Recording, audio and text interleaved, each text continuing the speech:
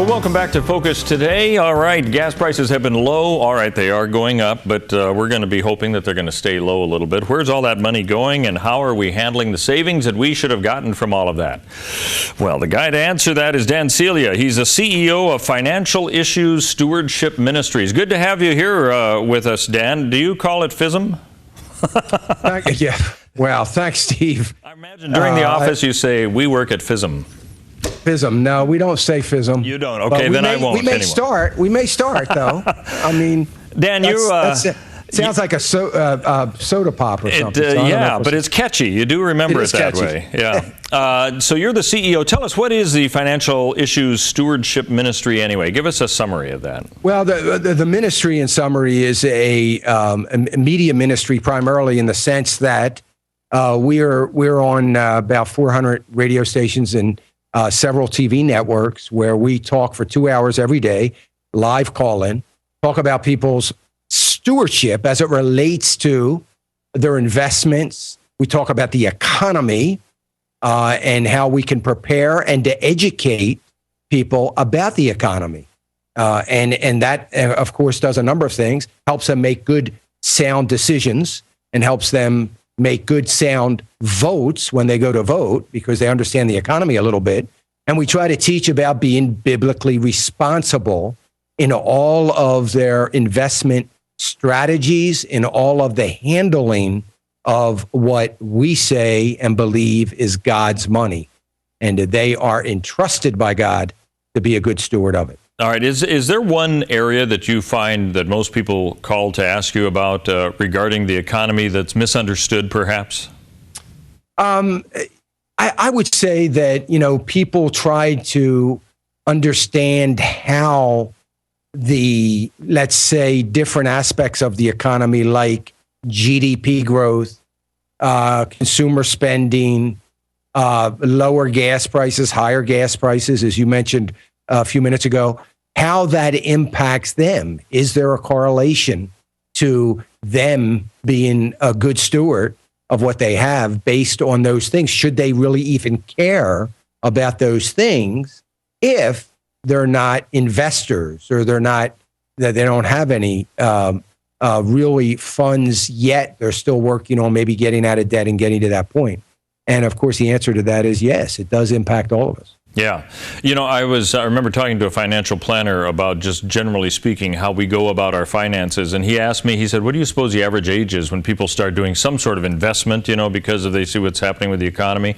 I said, I don't know, probably the 30s. He goes, it's like 46. And that's when they first start even thinking about doing it at that point. So clearly, I think that we look at this as a big mystery, but we don't understand the basic principles of all of this. Let me jump to this. Gas prices, we're seeing them going up a little bit, but they've been down. Oregon has normally a higher gas price than the rest of the nation, but we've seen our prices down pretty low as well.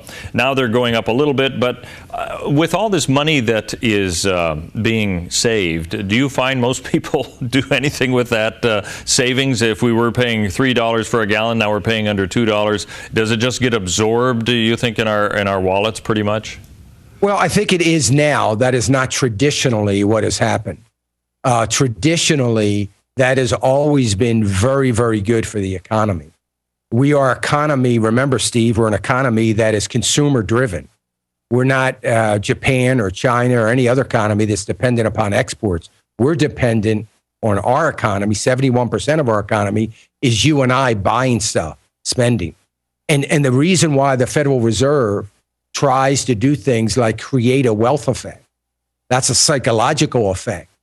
And the idea of this wealth effect is you see the markets going up and you believe that you have a little bit more money, maybe because your IRA is going up or because there's a good feeling about what's happening in the economy because the markets are going up, and you start spending money. And then if you spend money, the wealth effect has actually begun to start creating a little wealth because now the economy is getting better. Back in 2009, I said it was never going to work this time.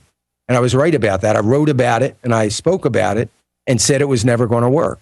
And it hasn't worked.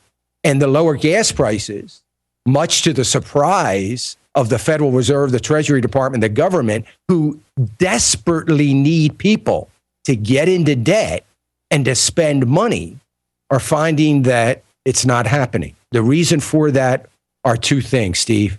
One is there's a great deal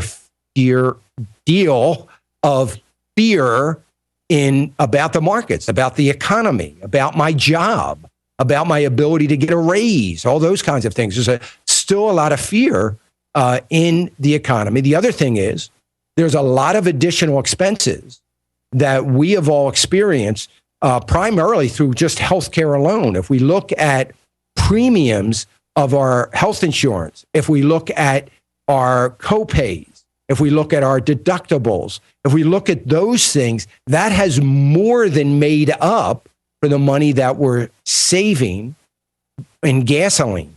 And the other thing, of course, is that people aren't spending, and we've become a saving nation. Who would have ever thunk it, that we're at a 4.5% savings rate or higher? And because the fear has driven even young people, which I love, to say, you know what, I really need to have a savings account. I really need to be saving for that rainy day. So whatever they're not spending on healthcare or food, they're spending on their savings. They're putting into savings. And people just aren't willing to go out and buy things they want as opposed to buying things they need. I think you're right about that whole aspect of the discontent, the fear, the concern that our economy is not doing as good as what we're led to believe. You know, I look at the unemployment rates that come out, and, you know, it looks glowing. We're under 5% Yes. and all the rest. But then some people say, well, that's just propped up because you're not actually even talking about those people who have left the job market to even look for a job. So do you think the economy, in fact, is, not to be a negativist, but is worse off than what the administration would have you think that it is? Yeah, it's far worse off, Steve, than what they would have us to believe. It is. We've never really experienced any recovery. We've got a 1978 labor participation rate. It was 1977 until Friday. And so remember, we have a growing economy as long as we're willing to be able to produce and have a workforce that we had in 1978. That's not even close to being in the 21st century, let alone, in recent years. So that's a huge problem, and it skews everything. It skews everything. So yes, if you want to say we have a good economy, it's only as good as you can have for 1978. The other thing, Steve, that people don't realize, even this administration doesn't realize, that we have never had a thriving economy or a recovering economy coming out of a recession where the poverty rate has gone up month after month after month. That's what's happened. We've never had a recovery where wages are stagnant or go down. They always go up. We've never had a recovery with a temporary workforce larger than it's ever been and continuing to grow. We've never had a recovery where the hours worked per week is going down instead of going up. That's never happened. We've never had a recovery or a thriving economy with not only any of those things, but government assistance, disability benefits, food stamps, has continued to be on the rise month after month after month. That has never happened. Even when we came out of the Depression or any recession since, we have never had that. And so nobody wants to talk about those things, but we have to realize that we have so much slack, to use a term the Federal Reserve likes, in the workforce. Unless you can walk into your employer and say, listen, here's the deal.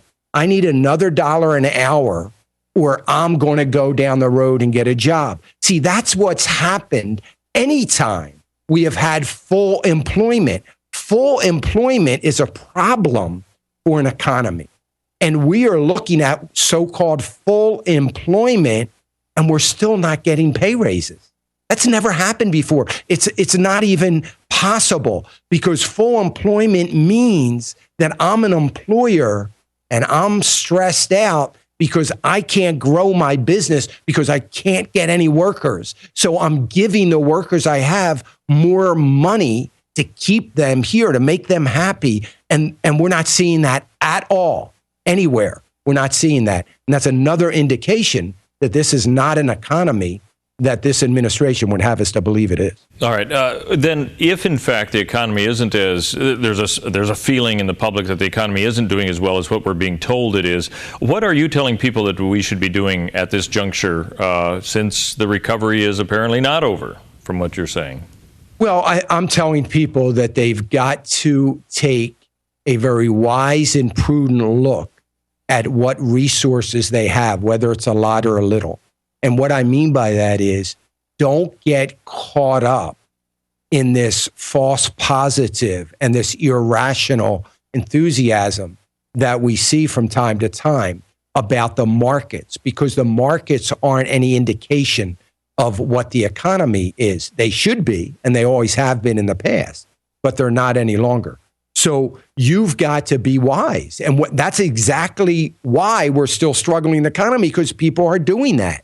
Without me telling them that, they're saying, you know what, I'm saving. I'm building my savings. I'm trying to not be as aggressive and put money in the stock market or invest. I'm trying to be a wise and prudent steward, and they're hunkering down a little bit more. I'm not necessarily telling them to hunker down, but I am telling them, look, you can't take the risk assuming that we are truly in a recovery. We are not.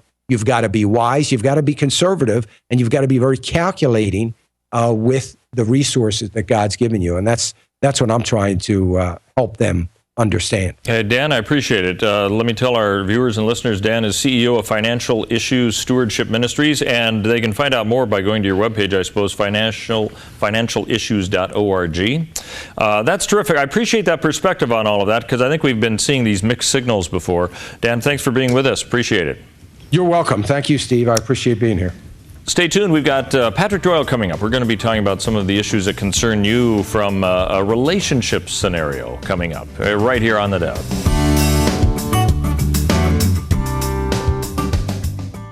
I'm Paulina Leiser, producer of Focus Today. Thank you for watching this video, and make sure to check our other videos at theDove.us.